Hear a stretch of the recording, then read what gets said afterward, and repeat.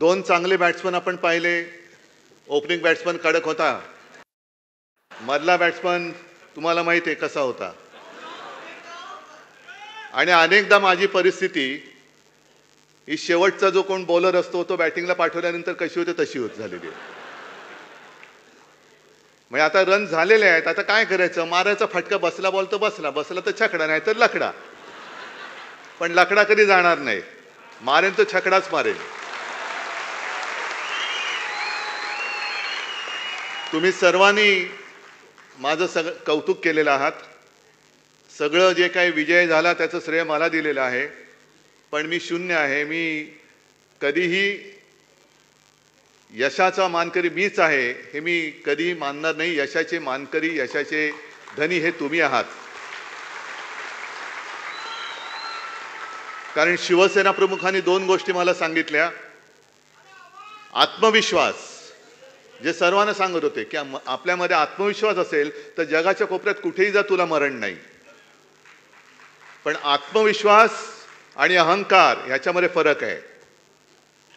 आपल्यामध्ये आत्मविश्वास आहे, होय मी हे करू शकतो, मी यांना पाडू शकतो, हा आत्मविश्वास आहे.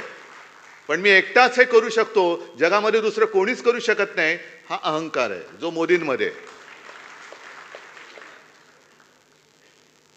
निवडणुकीच्या निकालाचं विश्लेषण सुरू आहे. भाजपला तर तडाखा बसलेलाच आहे. पण तडाखा बसल्यानंतर पुन्हा एकदा बाजूच्या गल्लीत कसं न्यायचं, विषयांतर कसं करायचं हे त्यांना चांगलं कळले. म्हणून निवडणूक झाल्यानंतर ताबडतोब सुरू केलं की उद्धव ठाकरे हे पुन्हा मोदी सोबत जाणार, एनडीए मध्ये जाणार. जायचं?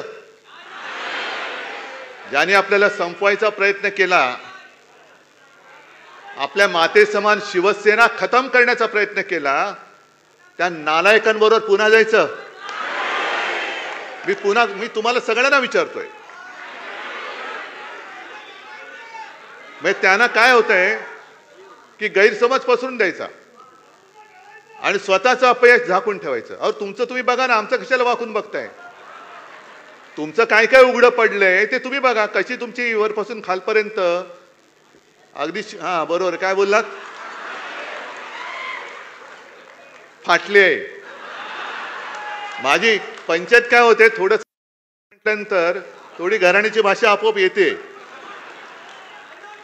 पण मग एक सभ्यतेचा तुम्ही शिक्का मारलात माझ्यावर, समानार्थी शब्द शोधावा लागतो. पण आता फाटलेला दुसरा समानार्थी शब्द नाही, त्याच्यामुळे फाटली ती फाटलीच आहे.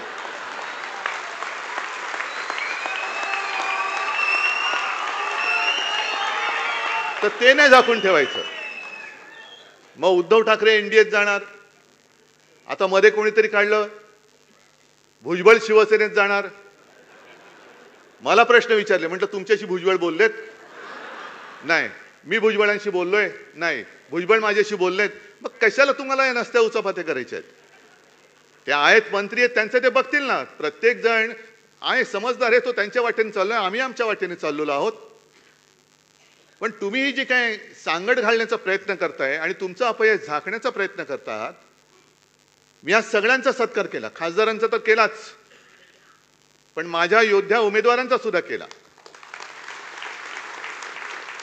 आणि तो एवढ्यासाठी केला, सांगता येत नाही मध्यावधी निवडणूक लागली तर त्यावेळेला तुम्ही खासदार होणार आहात.